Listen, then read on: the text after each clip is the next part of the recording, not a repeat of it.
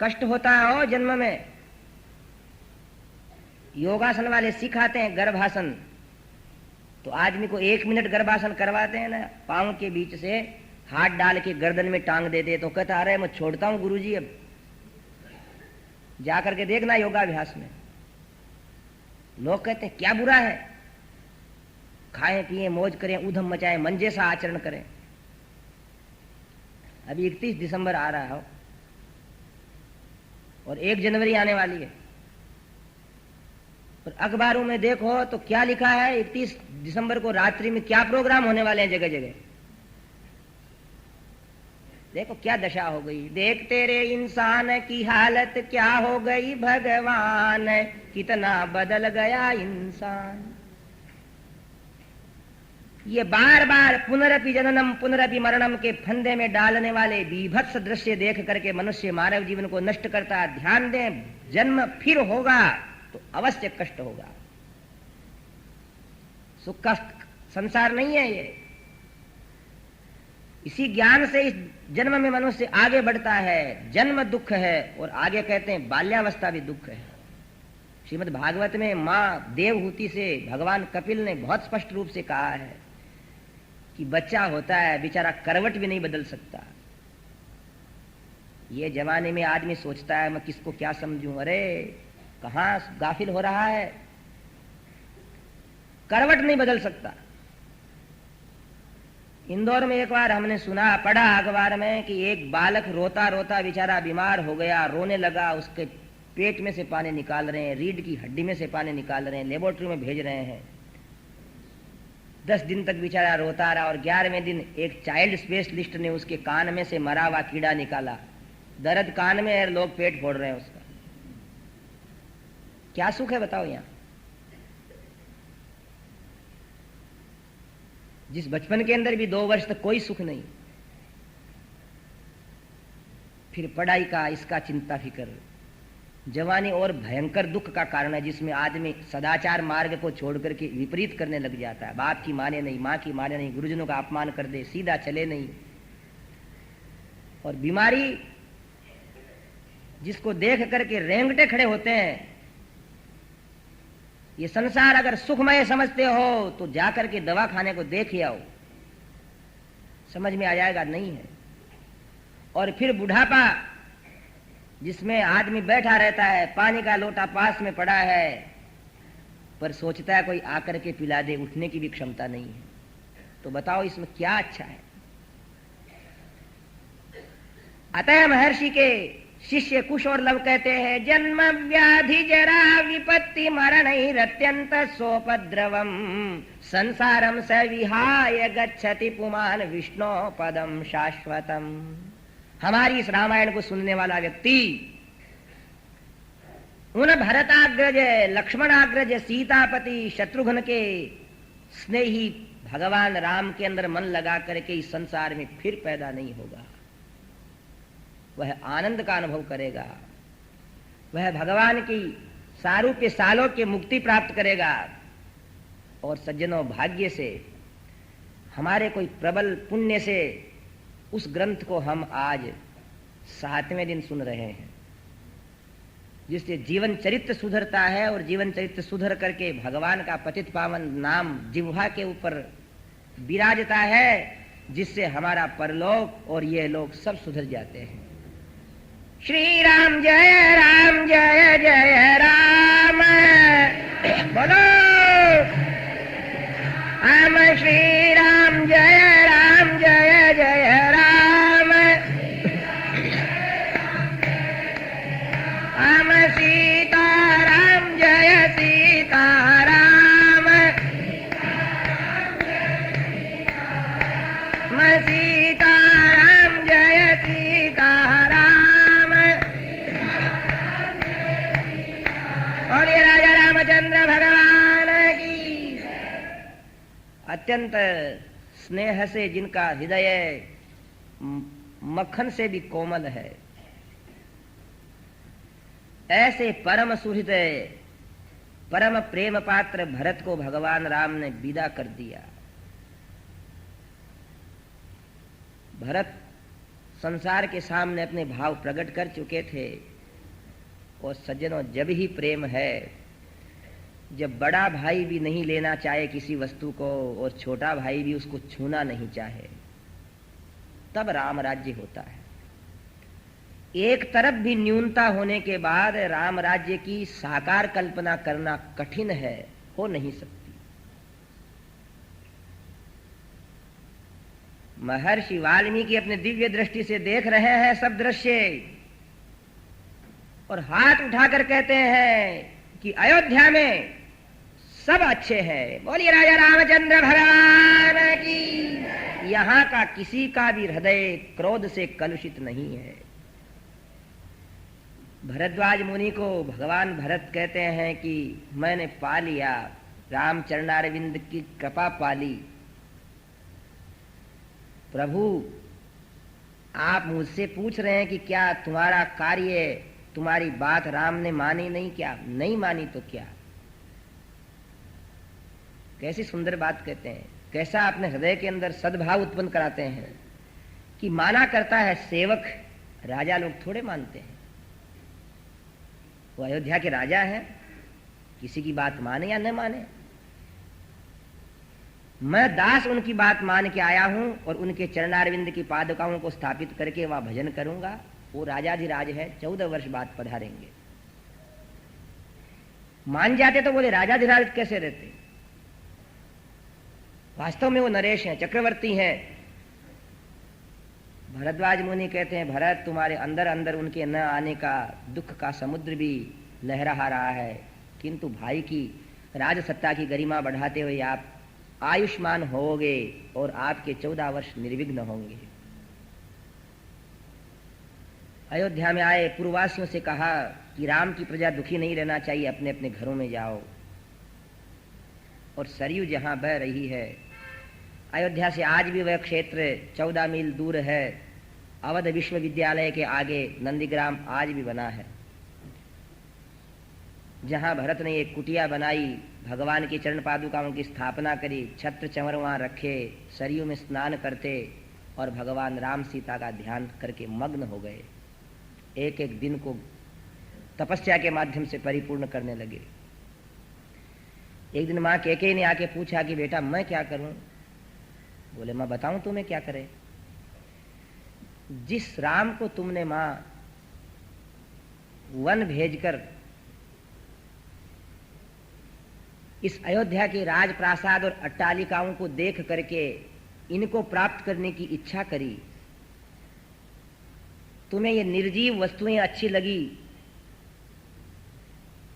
इसलिए अपने कक्ष के अंदर, जिस कक्ष में महाराज दशरथ से तुमने राम को वनवास भेजने का वरदान मांगा, उस कक्ष की दीवारों से मां रोज अपना सिर भिड़ा भिड़ा करके पश्चाताप करो, और कुछ करने का नहीं है।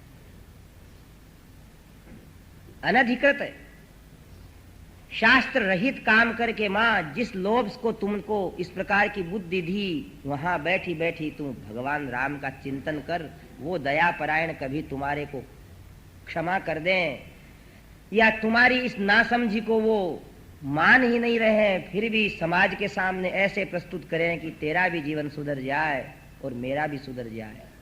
ऐसे सब अपना जीवन ठीक प्रकार से अयोध्या में व्यतीत कर रहे हैं।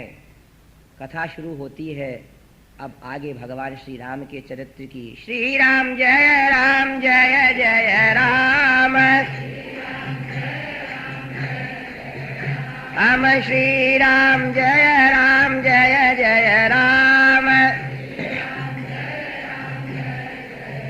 हम श्री राम जय राम जय जय राम,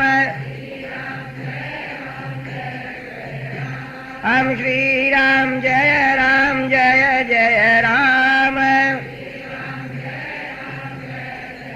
और ये राजा रामचंद्र भगवान की। तो जिन्हों श्रीमद् भागवत जैसे श्री कृष्ण कथा के रहस्य को प्रकट करने वाले ग्रंथ में भी एक ऐसी विशेषता है कि एक बार महाराजा निमि के यहाँ 9 योगीश्वर आए तो योगीश्वरों से उनने एक एक से अलग अलग प्रश्न किया। एक योगीश्वर से कहा कि संसार सागर से पार जाने का सबसे सुगम उपाय क्या है? सबसे सुगम उपाय। तब वहां क्या कहते हैं वो योगीश्वर? ध्येयं सदा परिभवघ्नमभीष्ट दोहं तीर्थास्पदं शिव विरिञ्चिनुतं शरण्यं भृत्यार्तिहं प्रणतपाल भवाब्धिपोतं वन्दे महापुरुषते चरणारविंदम। बोले वो चरणारविंद संसार सागर से पार जाने के उपाय है। कौन से चरणारविंद? त्यक्त्वा सुदुस्त्यज सुरेप्सित राज्य लक्ष्मीं धर्मिष्ठ आर्य वचसा यदगादरण्यम।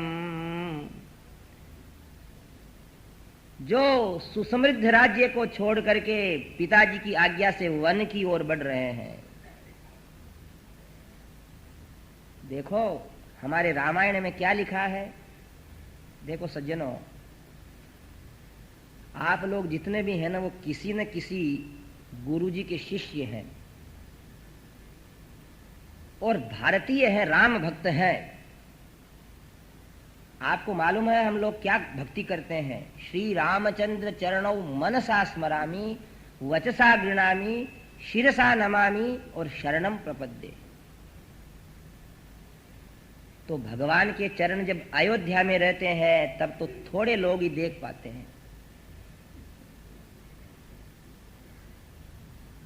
उन चरणों को बंद किए हुए रहते हैं ये सीमेंट, चूना, ईंट, सोने चांदी के मकान, ये उन चरणों को भी बंद कर लेते हैं। और भगवान के वही चरण सोचते हैं कि मैं त्रिविक्रमावतार में सारे संसार को माप चुके थे मेरे चरण, वो मैं अयोध्या के खाली मकानों में नहीं रहूंगा, मैं दुनिया को मेरे चरणों के दर्शन देने जाऊंगा।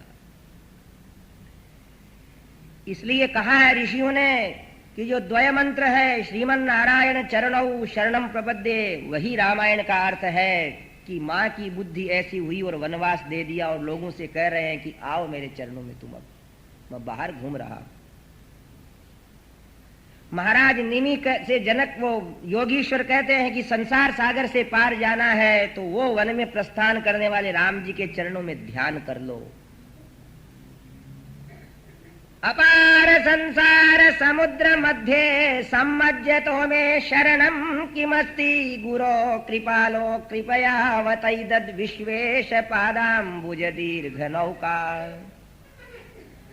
भगवान शंकराचार्य से भी किसी ने पूछा कि अपार संसार सागर से पार जाने का उपाय क्या है, तो उन्होंने कहा विश्वेश्वर भगवान की चरण रूपी नौका। विश्व के ईश्वर आप वैष्णव हो तो रामकृष्ण को मानो,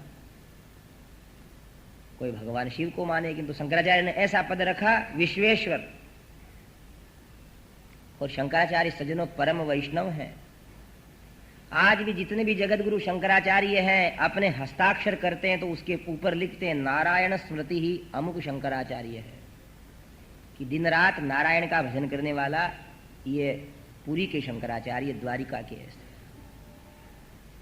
तो ये राम जी के चरणारविंद ही, इसीलिए सुंदरकांड में आप गाते हो जिन पायन के पादुकिन भरत रहे चितलाय ते पदाज बिलो की हूं इन नयनन अब जाय। ऐसे भगवत चरणारविंद का वन प्रदेश में असंख्य पशु पक्षी ऋषि महात्मा दर्शन करके मुक्त होने की तरफ प्रस्थित हो रहे हैं। और हम लोग भी, मालूम है आपको एक बात,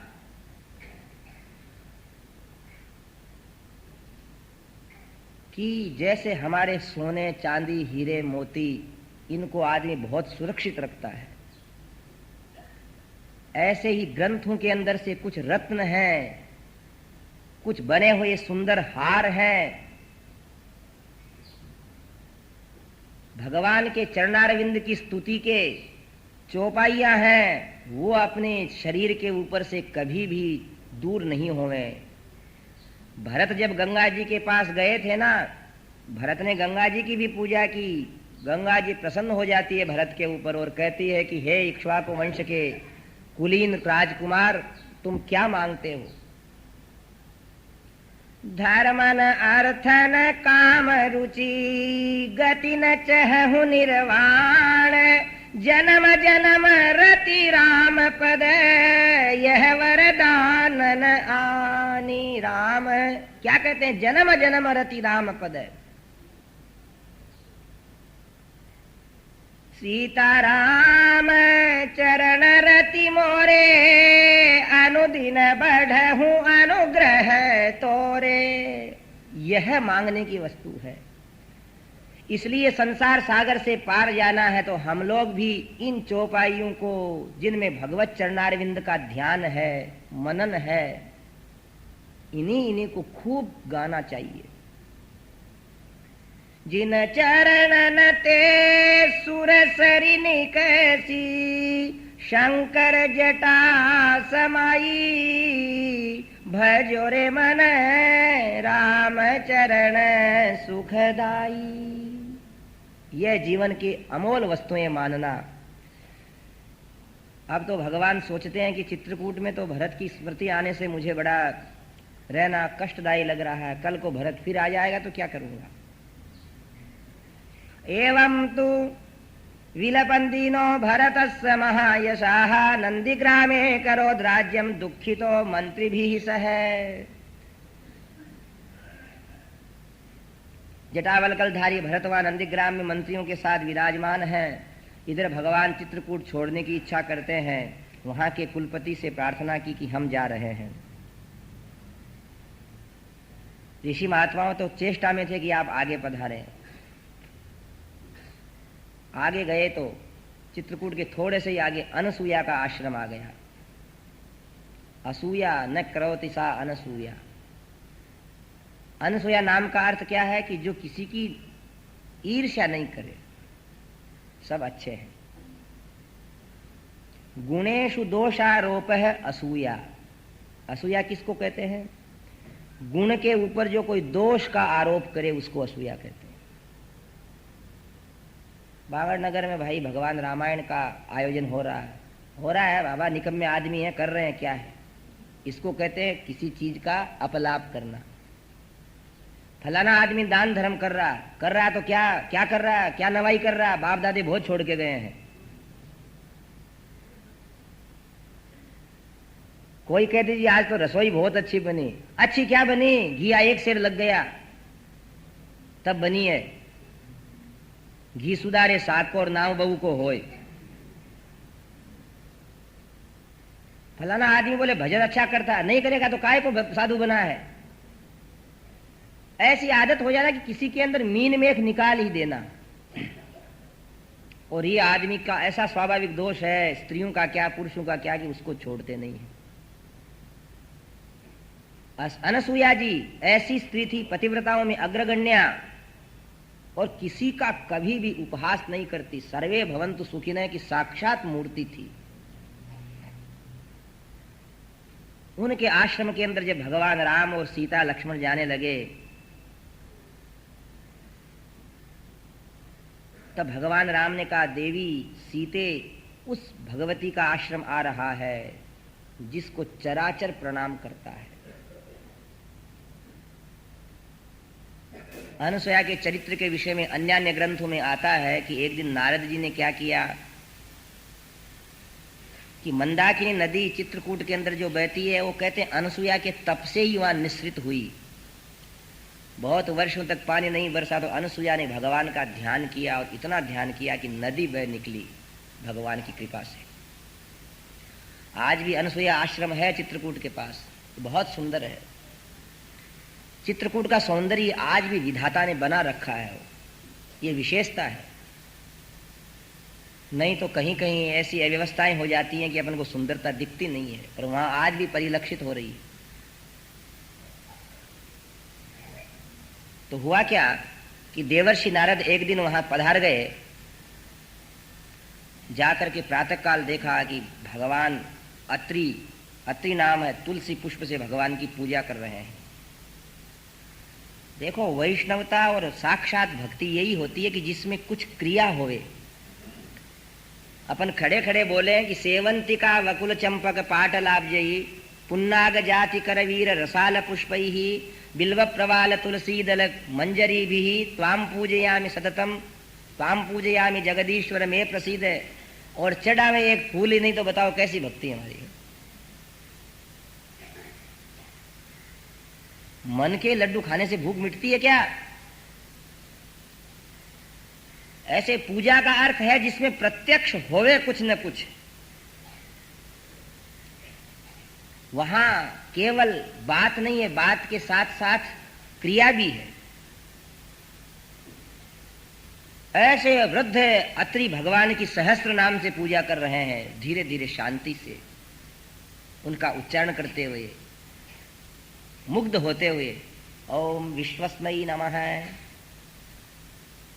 विष्णु सहस्त्र नाम का पहला नाम क्या है कि हे भगवान, आप विश्व स्वरूप हो, सब आपके रूप है। सिया राम मय सब जग जानी, करहूं प्रणाम जोरी जुग पानी।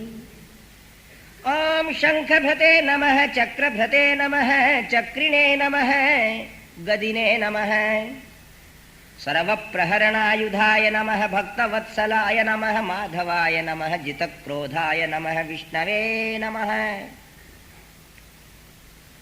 समय की वहां उनकी चिंता नहीं है कि कितना समय लग जाए, और अनसुया जी उनको तुलसी और पुष्प ज्यों समाप्त हो जाते हैं तो और दे देती है। हमने बताया था एक दिन पतिव्रता नारियों के लक्षण क्या है कि जिस समय पति जो कार्य कर रहा उसके अंदर ऐसा सहयोग देना कि उसकी स्वयं की आत्मा प्रसन्न हो जाए और घरवाले की, पतिदेव की भी आत्मा प्रसन्न हो जाए। ऐसा मत करना कि अगर घरवाला कहीं पूजा कर रहा है, सुंदरकांड का पाठ कर रहा है, तो आप बाहर आकर के अखबार पढ़ने लग जाओ है कि अब ये तो 1 घंटा बोलेंगे। उसके अनुकूल चलना। नारद जी ने देखा कि आज मेरा दिन कृतार्थ हो गया। जब आरती गाने लगे महर्षि अत्रि तो वो धीरे धीरे ताली बजाने लगी, और जब वो जप करने लगे तो जाकर के उसने भोग बनाना शुरू किया। रसोई, घी डाला कढ़ाई के अंदर, मोगर का पिसा हुआ आटा डाला, सेका और कई वस्तुएं डाली और भगवान के मोदक बनाए। गोपाल कृष्ण का नाम लेते लेते पत्तलों के एक दोने के अंदर ला करके भोग रख दिया। भगवान को भोग लगाया गया, पर्दा लगा करके प्रार्थना की गई। प्रार्थना से प्रभु पाते हैं हो। हम लोग तो खुद को तो 20 मिनट लगती है भगवान के यहाँ जीमने में, और ठाकुर जी को 2 मिनट भी नहीं जिमाते। कोई कहते हैं भगवान खाते क्यों नहीं? भगवान क्या खावे? तुम खिलाते कहाँ हो? तुम तो कब उठावे इसमें रहते हो। नहीं तो देखो उसने बार बार मंदिर को जड़ती, बार बार पट खोलती, जी मैं कैया को निर मोहन करड़ी करड़ी बोलती। करड़ी करड़ी, ओहो श्याम, उस बाबा को दिखता नहीं था, उसके कच्चे पक्के रोड तो खाता, और मैं जो इतना बना करके लाई हूं, घी लाई हूं, शक्कर लाई हूं, तो मेरी रोटी को जीम ही नहीं रहा है। ऐसे करड़ी करड़ी बोलती। पर भैया सुबह से शाम कर दी उसने। सुबह 11 बजे भोग तैयार, और क्यों आ गई वो? बाबा उदास बैठे थे, गांव के साधु महात्मा थे, सब लोग भोग देने जाते। कर्मा ने कहा बाबा जी उदास क्यों बैठे हो? देखिए, वो आदमी प्रेम का साकार रूप होता है जो दूसरे की उदासी पहचानता है। दूसरे की उदासी को पहचाने नहीं, और उदासी पहचान करके भी उसकी उदासी मिटाने की इच्छा नहीं करे, वो व्यक्ति ठीक नहीं। बाबा ने कहा बेटी क्या कहूं तेरे से, मेरे को तीर्थ यात्रा जाना है और ये ठाकुर जी की पूजा कौन करेगा? ओहो, बोले बाबा मैं कर दूंगी। उस महात्मा के मन में, दिल में आया कि हां तो भरी इसने। कोई दूसरा होता कहता महाराज किसी को भुला दो और फिर चले जाओ तीर्थ यात्रा।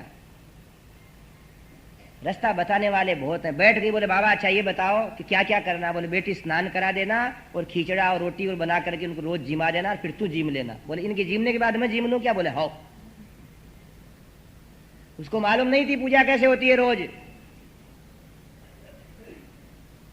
गई, छोटी सी थी, अपने नहाई धोई और रोटी रसोई बनाई, परोस दिया और बाबा की बात याद आई कि ये जिम ले जब तू जिम लेना। ठाकुर जी सोचते हैं ओहो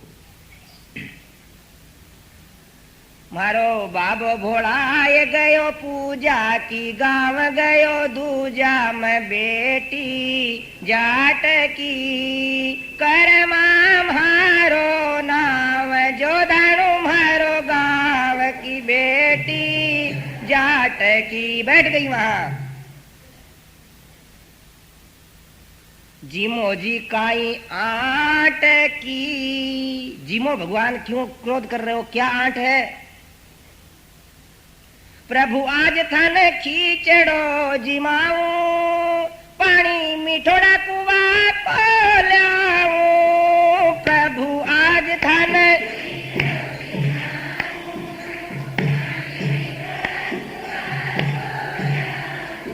मूंगा की दाल जाम घी की नाल, थन छोटा छोटा फल का जिमाऊ। मूंगा की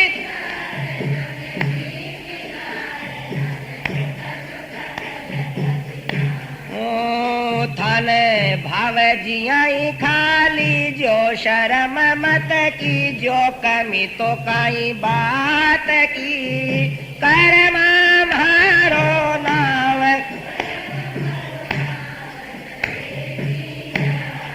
बोलिए गोपाल कृष्ण भगवान की। उनको जिमाओ धीरे धीरे, ये खिचड़ा गाओ वहां, रोज गाओ, तब वो भी सोचेगा कि जिमाना चाहते हैं। शाम का हो गया, सुबह का वक्त, सायंकाल है। तू जी मैं तो मैं जी मूली। भगवान देख रहे हैं। तू जी मैं तो मैं जी मूली, मानू नहीं कोई लाट की, जी मोहरा श्याम सुंदर जी मावे बेटी जाट की। थाली भर कर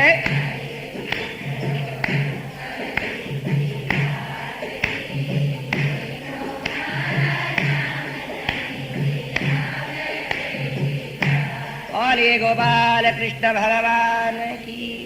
क्यों कह रहे हैं हम कि ऐसा समय दिया जाता है भगवान के भोग में।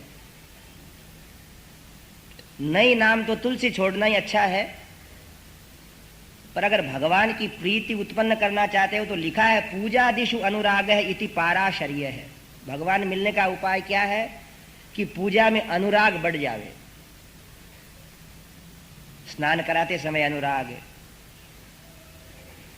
एक हमारे नागपुर में एक बाई है, वो चुटकी बजा के गाती है, गंग जमुना जल में केशर घोड़ी, स्नान कराऊं सांवरा, हाथ में थारे मोदक देऊं, भोग लगाऊं सांवरा, भोग लगाऊं सांवरा। और वो ऐसी गाती है आंख बंद करके अपनी चुटकी में, कोई सुनो चाहे मत सुनो, भगवान को सुनाती है। इसलिए ऐसे बनो कि हम और हमारे ठाकुर जी उसके सिवाय किसी समय की चिंता नहीं। प्रातः काल 10 बजे भोग प्रारंभ किया करमाने और सायंकाल हो गई तो ठाकुर जी नीचे आए, दिखे नहीं तो उसने सोचा कि पर्दा लगा दूं। पर्दा लगाना भूल गई। बाबा ने बताया नहीं, मैं कभी कभी देखती थी और वहां देख रही, देखा फिर तो भगवान खिचड़ा खा रहे थे। बोलिए गोपाल कृष्ण भगवान। इतना मीठा लगा ठाकुर जी को कि वो आधे से ज्यादा खा लिया। तो बोले सभी गपकाएगा क्या? अरे ठाकुर जी ने कहा यहाँ खिलाना भी है और साथ साथ फटकार भी सुनना पड़ेगी भाई। और बोले देवी छोड़ देता हूं थोड़ा। बोले देखो और पड़ा है, आप पालो, मैं और लाती हूं। भगवान ने कहा और लाओगी जब तो और पाऊंगा। खाली पड़ी है ठाकुर जी थाली और देखते कब आवे हैं, इसको जिमाना कहते हैं। और वैसा प्रसाद कणका मात्र भी किसी को मिल जाए ना तो उद्धार हो जाता है। अतः ठाकुर जी को खूब प्रेम से जिमाओ, धीरे धीरे खिचड़ा गाओ, कुछ गाओ, मंत्र गाओ, और कुछ नहीं या तो कर्मा का खिचड़ा ही गाओ। एक दिन नहीं, रोज गाओ। लोग कई कई क्या कहते हैं, महाराज को हम तिरुपति बालाजी जाते हैं साल में एक बार ब्रह्मोत्सव में 10 दिन, और फिर 355 दिन क्या करते हो, वो दुकानदारी करते हैं। तो भाई 10 दिन गए वो बहुत अच्छी बात, रोज ही करो ना दर्शन बालाजी के घर में पास में, रोज भगवान को भोजन कराओ, वो प्रसाद हमारा कल्याण कर देगा। अनसुईया जी ने ऐसा भोग लगाया भगवान का, और नारद जी को लड्डू दिया तो नारद जी ने पा करके ऐसी प्रसन्नता प्रकट करी। ये भगवान प्रसाद की महिमा है। ये मंदिर के पुजारी लोग है ना, हल्ला करते रहते हैं, गुस्सा करते रहते हैं, बोले इन सेठ लोगों ने परेशान कर दिया, आज इसकी रसोई कल उसकी रसोई, मरेंगे, नींद लेने को टाइम नहीं मिलता। हल्ला करते करते चने चमकते हैं, पर इतने स्वाद होते हैं कि घर में नहीं बनते। वैसे भगवान की महिमा है। बड़े बड़े सेठ साहूकार यूं सोचते हैं कि कोई नहीं कहे तो दूसरे हाथ में और ले ले, वो 2 बार ले ले हैं, घर में नहीं भाती वो चीज। ये भगवान के प्रसाद की महिमा है, क्योंकि वहां भगवान यही सोचता है कि सबको मिले। योग की बात की नारद जी वहां से सीधे भगवान नारायण के पास गए। नारायण आज थे नहीं, लीला ऐसी होना थी। लक्ष्मी जी ने पूछा, नारद जी कहाँ जा रहे हो, आज प्रसन्न कैसे हो? बोले मैं तो रोज ही प्रसन्न रहता हूँ। बोले नहीं, आज तुम ज्यादा प्रसन्न हो। अजी बोले आज तो मृत्य लोक के अंदर ऐसी देवी के दर्शन करके आया हूं कि जिसके पुण्य से वैकुंठ भी पुण्यवान हो जाता है। श्रीमन नारायण भगवान।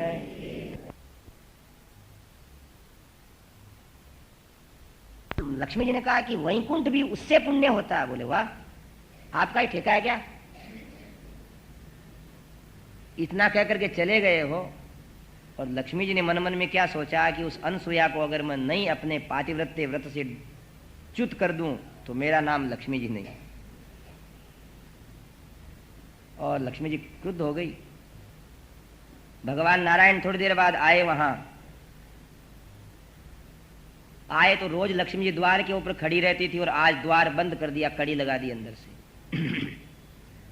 भगवान नारायण ने बहुत देर तक हे लक्ष्मी जी, हे श्रीदेवी, हे भूदेवी, हे प्रिय ऐसे उत्तर दिए। तो धीरे धीरे कई देर बाद आई खोलने। घर का द्वार है ना, कई देर से अगर खुलता है तो समझ लो आज दाल में कुछ न कुछ काला हो जाएगा है, समझ लो पहले ही।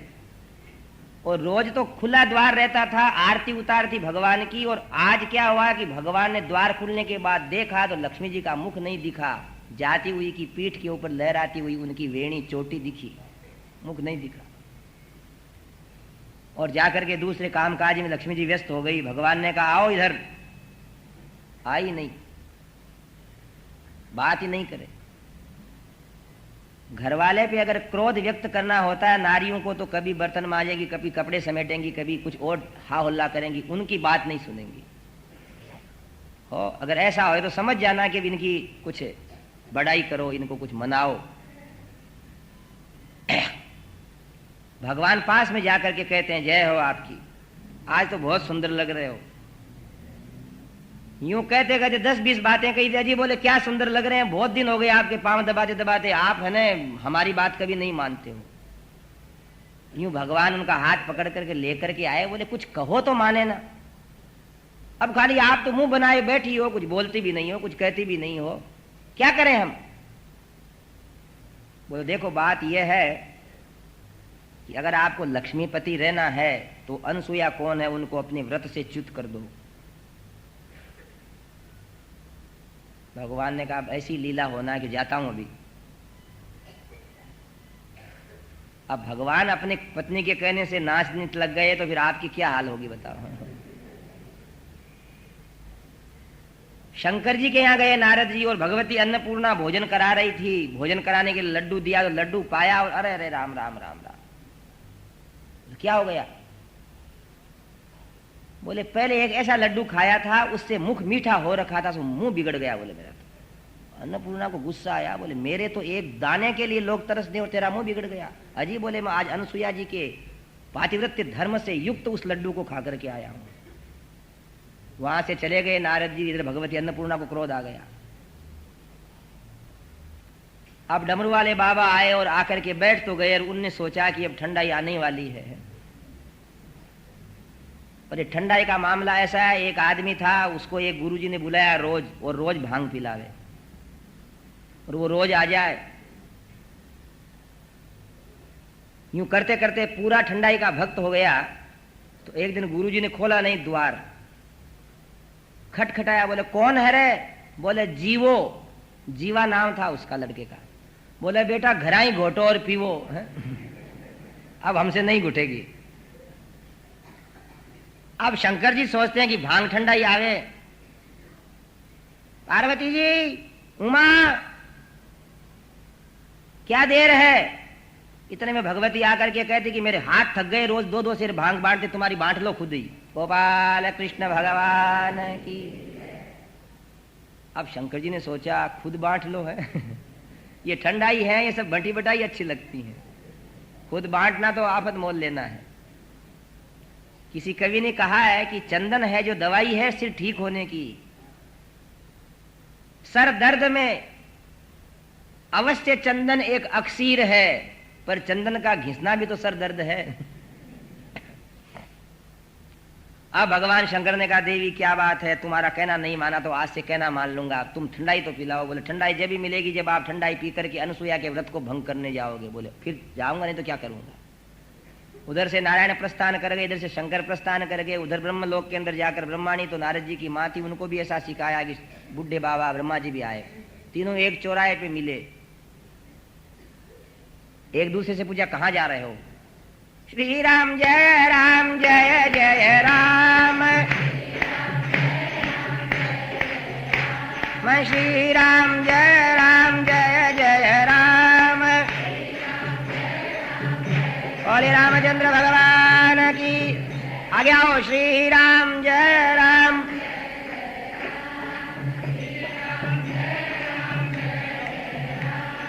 श्री राम जय जय राम। मैं श्री राम जय जय राम। श्री राम जय जय राम।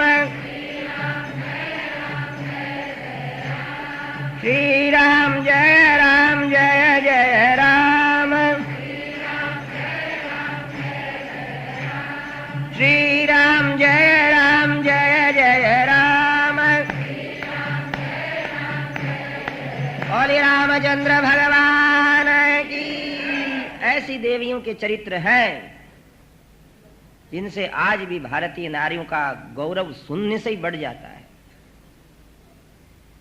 और सज्जनों, भगवती जानकी सुंदरकांड में इन सब का स्मरण करती है।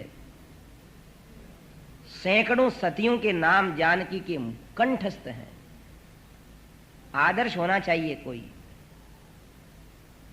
नाचने गाने वाले नर और नाचने गाने वाली नारियां अगर किसी के लिए आदर्शभूत हो जाती हैं तो फिर सुधरने का साहस ही नहीं रहेगा। इसलिए अब आज भी भारत की नारियां गौरवशालिनी है। आज भी एक जर्मन का शिष्टमंडल भारत में आया कुछ वर्ष पहले। जब वापस जाने लगा तो किसी ने पूछा भारत में आपने क्या देखा? उन लोगों ने कहा भारत के अंदर भगवान अवश्य हैं जो इस देश का गाड़ा चल रहा है। एक बात तो ये कही, और दूसरी बात का क्या कही? बोले इस समय भी भारत की नारियों को हम प्रणाम करते हैं। बोले क्यों जी?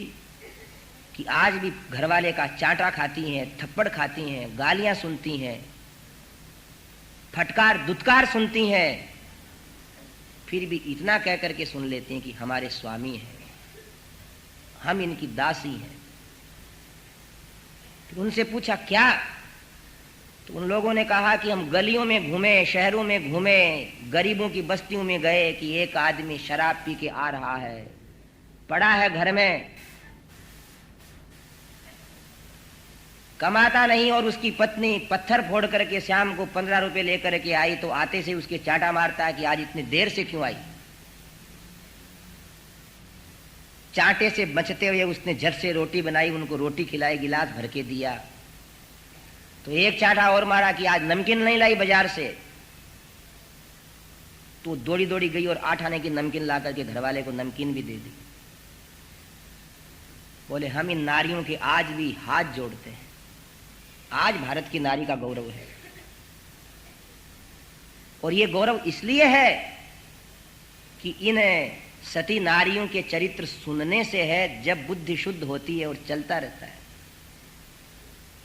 हमारे डीडवाना के अंदर एक बार डीडवाना राजस्थान विधानसभा के अध्यक्ष हरिशंकर भावड़ा बोले कि वो विदेश गए तो उनसे एक उनके मित्र ने पूछा तुम्हारे कितनी पत्नियां हैं। उन्होंने कहा हमारे एक पत्नी है। बोले एक पत्नी ने आपका जीवन भर साथ दे दिया क्या? बोले मेरा नहीं, प्राय सब भारतीयों का साथ देती हैं। बोले राम राम राम, हमारे यहां तो आज विवाह है और कल लड़ाई और परसों तलाक। आज ये देश ऐसा है कि आज भी यहां की नारी जाति का गौरव है, और इसीलिए कहा जाता है नारी निंदा ना करो, नारी है नर की खान, नारी से पैदा हुए भीष्म राम हनुमान। अतः नारियां यत्र नार्यस्तु पूज्यन्ते रमन्ते तत्र देवताः, नारियों के ही पवित्र रहने की चिंता अर्जुन को है। अर्जुन भगवान कृष्ण से क्या कहता है कि अगर हम दुराचारी हो जाएंगे, हम पाप करेंगे, तो उस पाप के प्रभाव से हमारी नारियों की बुद्धि पहले बिगड़ेगी, और उनके बिगड़ने से फिर सब कुछ ही बिगड़ जाएगा। संकरो नरकायैव कुलघ्नानां कुलस्य च, इसलिए हमारे यहाँ पुरुषों की अपेक्षा ही नारियों को ज्यादा सुनाते हैं और नारियां ही ज्यादा सुनने आती हैं। वो पवित्र हैं, वो स्वस्थ हैं, वो सच्चरित्र हैं, उनकी बुद्धि में दया, क्षमा, धर्म, गौरव है, तो संतान तो उनके पौधे हैं, उनके फल हैं, उनमें क्यों नहीं आएगा गुण? इसलिए ऐसी बाइयों के ऐसे समाचारों को सुनना चाहिए। अनसुया जी का चरित्र आगे बढ़ रहा है कि तीनों देवता वहां आए साधु का वेश बना करके। अपराह्न मध्याह्न का समय था, अत्रि महर्षि नदी पे संध्या करने गए। 12 बजे 3 महात्मा 11वां वस्त्र पहने हुए, सूर्य चंद्रमा और शुक्राचार्य जैसी उनकी गरिमा थी। अलख निरंजन भिक्षा के लिए आवाज दी, और भारतीय परंपरा है कि अतिथि आ जावे तो द्वार बंद मत करो, भोजन देओ उसको। अतिथिर्यस्य भग्नाशः गृहात् प्रतिनिवर्तते शतस्य पुण्यमादाय पापम दत्वैव गच्छति, कि जिसके यहाँ आया हुआ अतिथि भूखा चला जावे तो उसको अपने जीवन भर का पाप दे करके उसका पुण्य लेकर चला जाता है। उनने कहा महात्माओं बैठो भोजन करो, भूखे हैं देवी और भोजन के लिए ही आए हैं। उसने पत्तल लगा दी, और उस समय वो तीनों के तीनों कहते हैं कि हमने ऐसा प्रण कर रखा है कि तपस्या की पूर्ति होने के बाद जहां भी भोजन करेंगे, भोजन कराने वाली वह नारी निर्वस्त्र होकर के हमें भोजन करावे। अनसुया का पांव के नीचे की धरती खिसकने लगी और सोचती है नहीं भोजन कराती हूं तो आतिथ्य धर्म का पालन नहीं होता और मेरे को पाप लगेगा भयंकर। और जिस रूप में इनने भोजन कराने की बात कही है वैसा मैं कर नहीं सकती। फिर उसने भगवान सूर्य को हाथ जोड़े, और ये सूर्य नारायण भगवान की, वन देवी को हाथ जोड़े, मंदाकिनी नदी को हाथ जोड़े, सारे देवताओं को हाथ जोड़ करके कहा कि यदि मैं महर्षि अत्रि के ही चरणों में श्रद्धा तन मन शरीर से रखती हूं तो ये जो भी ऋषि महात्मा देवता है अपने देवत्व को भूल करके और मेरे गर्भ से जन्म लेने वाले बाल